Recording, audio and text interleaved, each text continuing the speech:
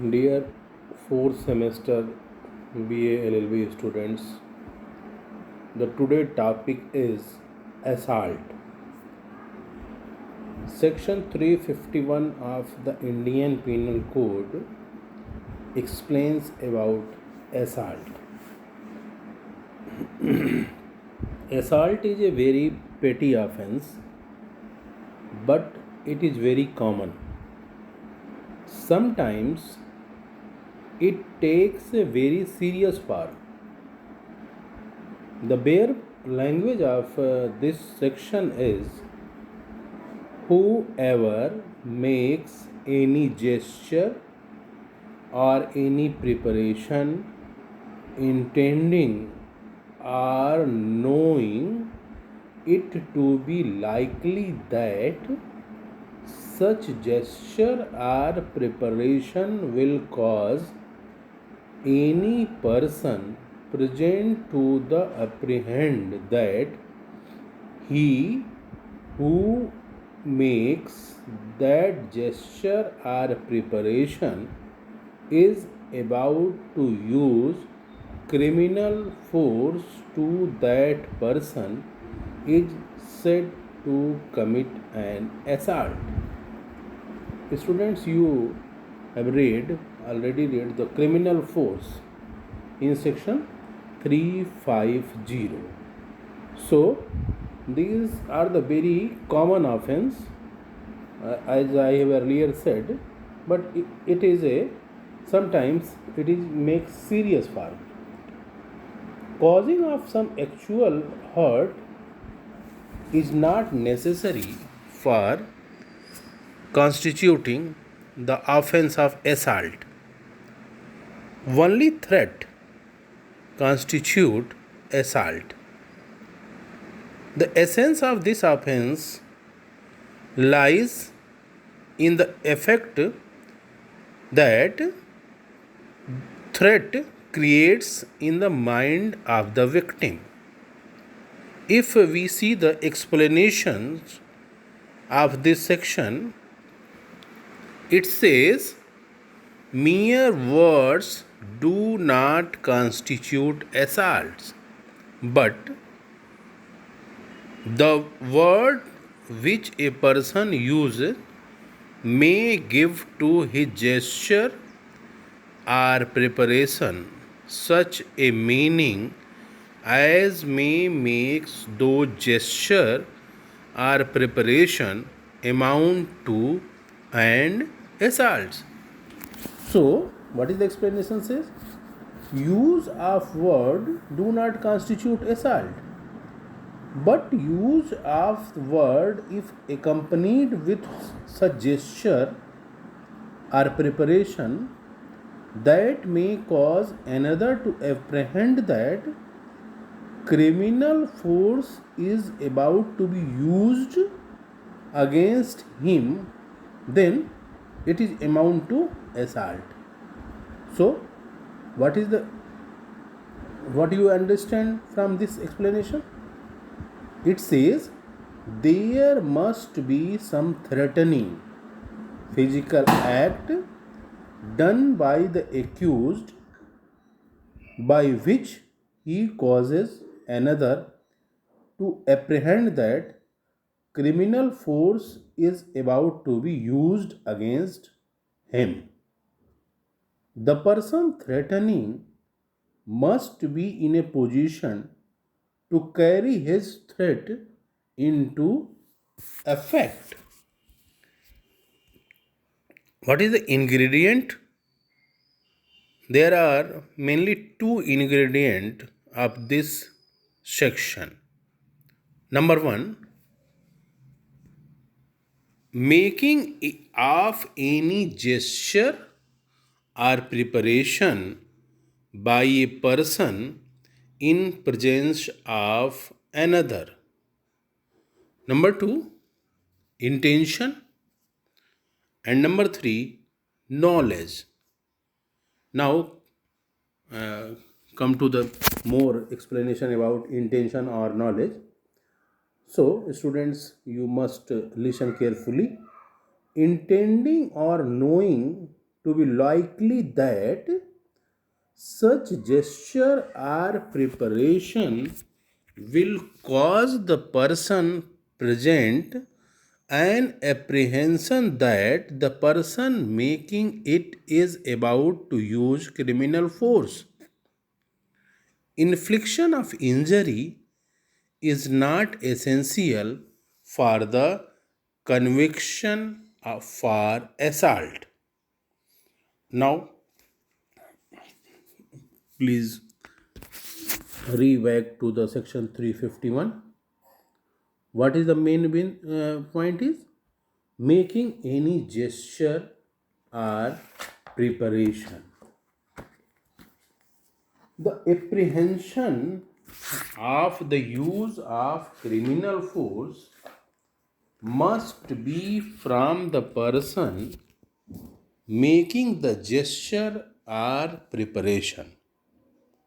But if it arises from some other person, it would not be assault on the part of that person.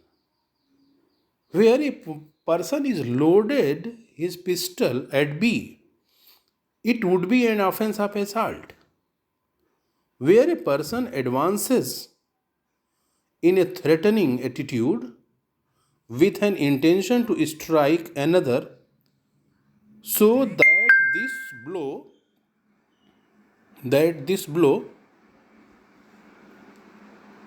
will amount immediately reach the other person. If he is not stopped, he would be guilty of committing assault. Now, come to the illustration. Illustration says A shakes his fist at Z, intending or knowing it to be likely that he may thereby causes Z to believe that he is about to strike. What is the important in this particular illustration? Intention or knowing that thereby causes Z to believe. These two points, intention or knowledge, number two beliefs, is amount to assault. Illustration B. A begins to unloose the muzzle of a ferocious dog, intending or knowing it to be likely that he may thereby causes Z to believe that he is about to cause the dog to attack Z. A has committed an assault upon Z. Kindly you understand or undermine the particular illustrations. Here also you see in this illustration intending or knowing, and number two is believes that he is about to cause the dog to attack Z. If these 2 points are satisfied, then we can say that the person committed an assault. Now come to the section C. A takes up a stick, saying to Z, I will give you a beating. Person says some words. Explanation of this section 351 is necessary here to read these illustrations. I want to repeat again this illustration. A takes up a stick, saying to Z, I will give you a beating. Here though the word used by A is no case amount to an assault. Means these word does not constitute an offense of assault. And though the mere gesture unaccompanied by any circumstances might not amount to assault, the gesture explained by the word may amount to an assault. Means the person says, I will give you a beating. वो उससे कहता है कि मैं तुम्हें पीटूंगा, और फिर जब वो उसकी आगे की तरफ या उसकी तरफ बढ़ता है तब हम ये कह सकते हैं कि यहाँ पर वो पर्सन दूसरे की तरफ असॉल्ट करने जा रहा है. तो now come back to the cases. Here the first case, that is a Muneshwar Baksh Singh, and second case is N. Arumugam case, and the third case is Stephens versus Myers case. In the case of Muneshwar Baksh Singh, the accused did nothing which may come within the meaning of assault, but the accused made such a gesture that the followers advance a little forward towards the complainant in a threatening manner. He was not held liable for an offense under this section because criminal force cannot be used by one person to another by causing only some changes in the position of other. The case of Stephen versus Myers is a leading case on the topic, on the point of gesture or preparation. As the explanation goes, mere words do not amount to an assault. The illustration exemplify this: shaking a fist at another, or unloosing the muzzle of a ferocious dog, or taking up a stick and saying to the another person, I will beat you. These are the examples of assault. It should be remembered that, however, every threat unaccompanied by personal violence does not constitute an assault.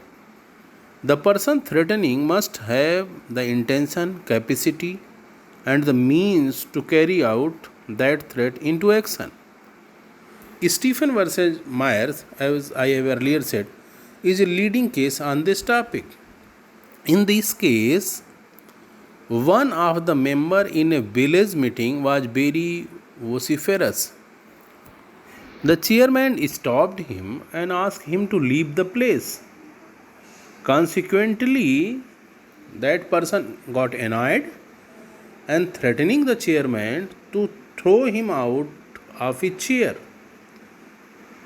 With this threat, he got up from his chair and advanced towards the chairman, raising his fist. He was stopped from advancing further by other members. Had he not been stopped, it was certain that he would have struck a blow to the chairman. The court held that member was guilty of assault because he had the requisite intention, capacity, and means to put his threat into action, which his gesture shows. This is the important case, and you write down the facts and circumstances of this case. Similarly, in a case of Ram Daras versus State of West Bengal, I want to repeat this case: Ram Daras versus State of West Bengal. A railway employee who forcibly occupied a berth occupied by a lady's passenger was held guilty of an assault under section 351 and 352. This offense of assault is committed against a person and not against the public. In the illustrations which is attached to the section 351, A makes such gesture or a preparation to give them a meaning that he goes to commit an assault or he is about to use criminal force against Z. This gesture or preparation must be such as to create an apprehension in the mind of opposite party that assault is about to committed. The Stephens case is a very important explanation on this point. However, the point should not remain out of sight that a mere gesture or a mere preparation are accompanied by the requisite present intention or capacity in the person preparing does not amount to an assault. Preparation with the intention amount to an assault.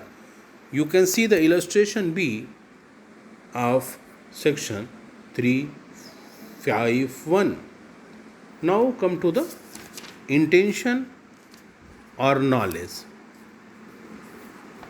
The gist of this offense is the intention or knowledge that the gesture or preparation made by the accused would cause such effect upon the mind of another that he would apprehend that criminal force was about to be used against him. Illustration B of section 351 is much important in this respect, and this illustration is exemplify the offense of assault. Words gives meaning to one's gesture and preparation, which shows that an assault is about to be committed, or it may be otherwise showing that nothing is going to happen. So, intention is the gist of offense. The apprehension or danger must be from the person making gesture, etc., and it should be caused to the other party with reference to which such gesture, etc., are made. Now, students, you must read the another case which I have not discussed earlier, an Arumugam case. In this case, the accused pointed a loaded revolver at the complainant, threatening to shoot him. But before he could shoot, the complainant managed to escape. मतलब वो वहाँ से भाग गया. Held that it would not be an offense of attempt to commit a murder, but it would be an offense of assault under section 351 of Indian Penal Code. Now, difference between assault and criminal force. An assault is something less than the use of criminal force. The Stephen versus Myers case, which is discussed earlier in this presentation, the Stephen case is a good illustration of this proposition. In assault, the force is cut short before the blow actually falls upon the victim. It seems to consist in an attempt or offer by a person having present capacity with force to cause any hurt or violence to the person of another. In criminal force, the assault is consummated as force is actually used. In assault, the accused must be having enough means and ability to carry his threat into effect.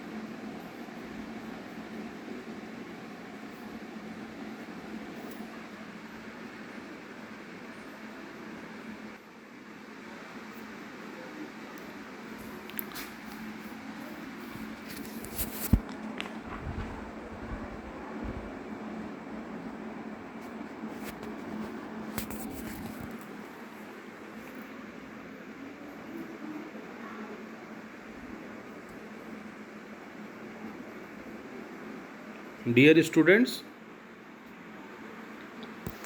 section 354, 354A, 354B, C and D.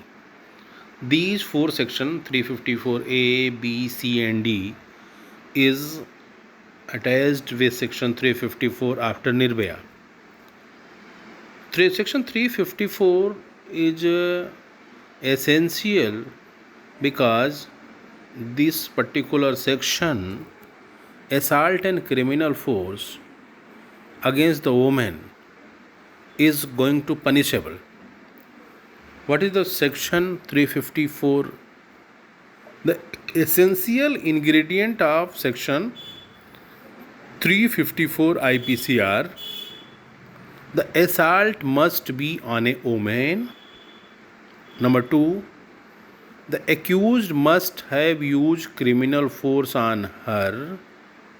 And number 3, the criminal force must have been used on the woman, intending thereby to outrage her modesty. What is the meaning of modesty? Modesty in the section 354 IPC is an attribute associated with female human being as a class. It is a virtue which attaches to a female owing to her sex. The act of fooling a woman, removing her saris, coupled with a request for sexual intercourse in such as would be an outrage to the modesty of a woman or an knowledge. The modesty is likely to be outraged the sufficient to constitute the offense without any deliberate intention or having such outrage alone for its object. Now come to the bare provisions of section 354. Whoever assaults or uses criminal force to any woman intending to outrage or knowing it to be likely that he will thereby outrage her modesty. This is the important point. Outrage her modesty shall be punished with imprisonment of either description for a term which shall not be less than 1 year, but which may extend to 5 years, and shall also be liable to fine. Here is the some important cases.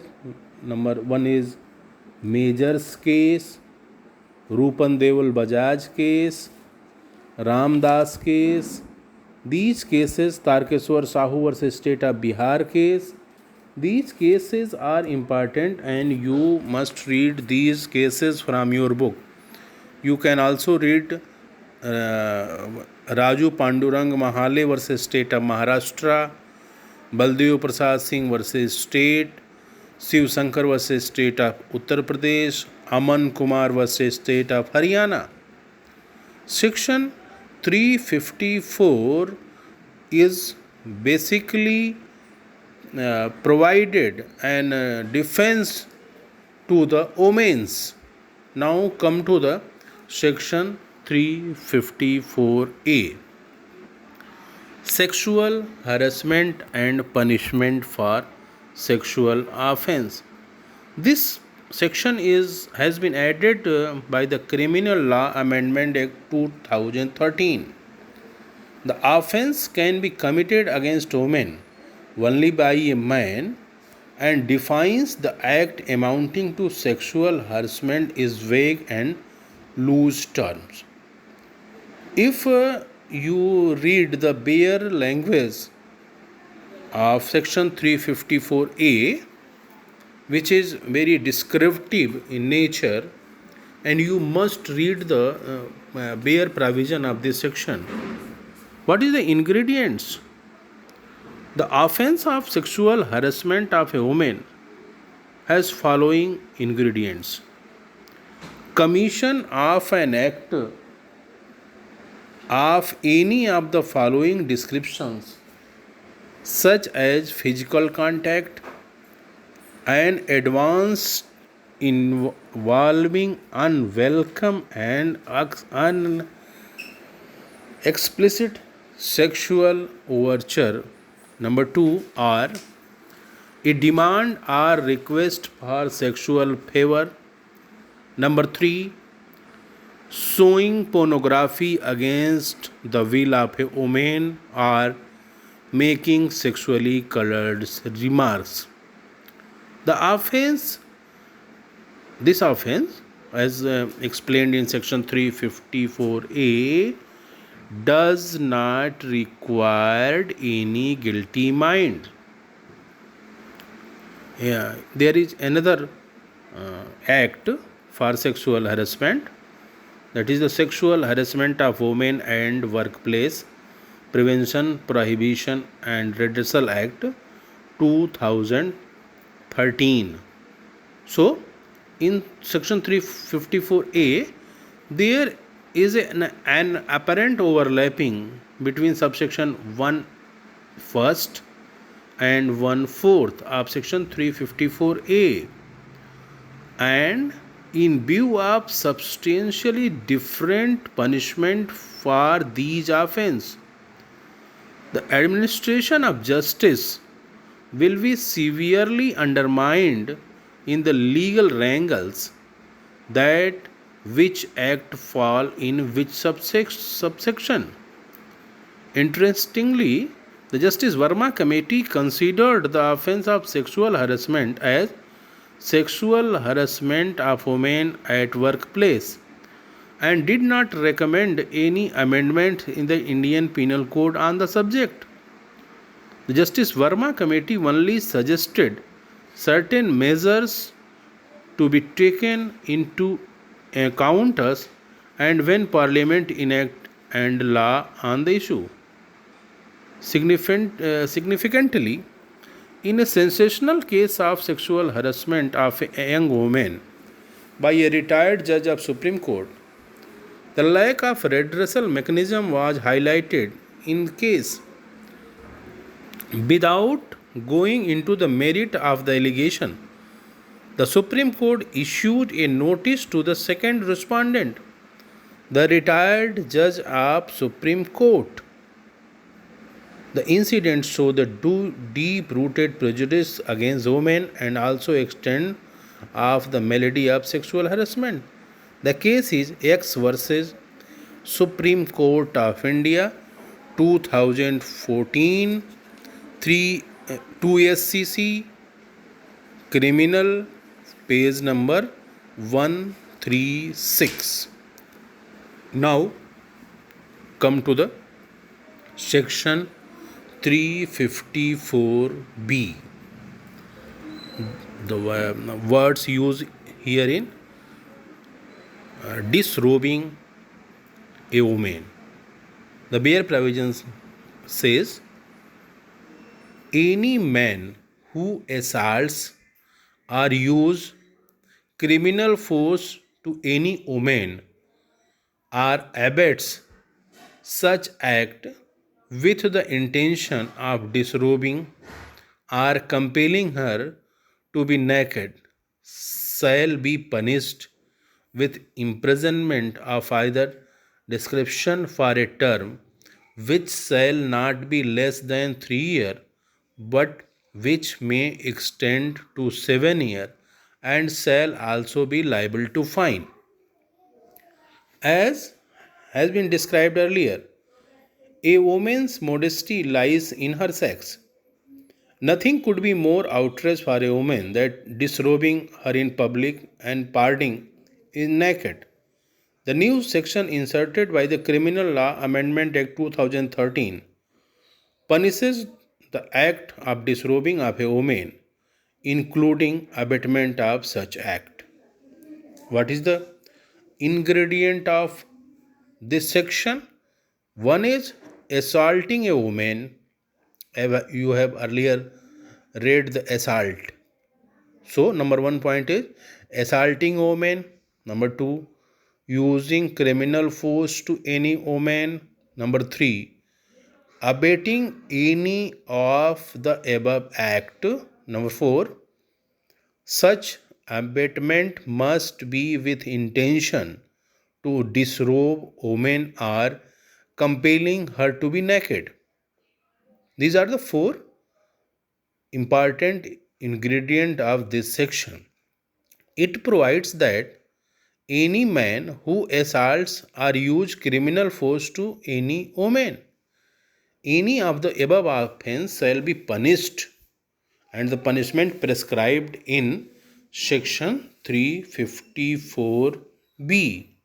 The procedure says it is an cognizable and non-bailable offense, and it is triable by magistrate.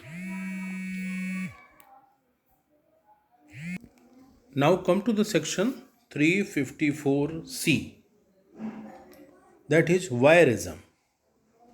Voyeurism is the sexual interest in or practice of spying on people engaged in intimate behavior such as undressing, sexual activity, or other action usually considered to be by a private nature. This new offense, introduced by the Criminal Law Amendment 2013, and is aimed to punishing the kinds of sexual perversion and breach of privacy of the victim. This is a very interesting offense, and you must read the bare language of section 354c and the explanation attached to 1 and 2 with this section. The offense of voyeurism has the following essential ingredient. Number 1, you must listen carefully.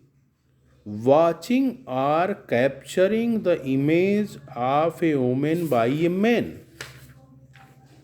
Number 2, the woman who is watched or whose image is so captured is engaged in a private act in circumstances where she would usually have the expectation of nothing being observed either by the preparator or by any other person at the behest of the preparator. This is a very wide offense, and it covers lots of works which can be used against the modesty of the woman. Now come to the point third, disseminating such image of a woman in the circumstances mentioned above.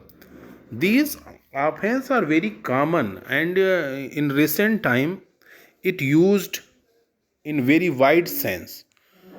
Every sexual act which is prevailing in this particular times, voyeurism is very important section, means section 354C is very important. Accordingly, the offense of voyeurism not only consists in watching or capturing the image of a woman engaging in private act in a place where she has a reasonable expectation of privacy, but also in the disseminating her image while she was engaged in private act.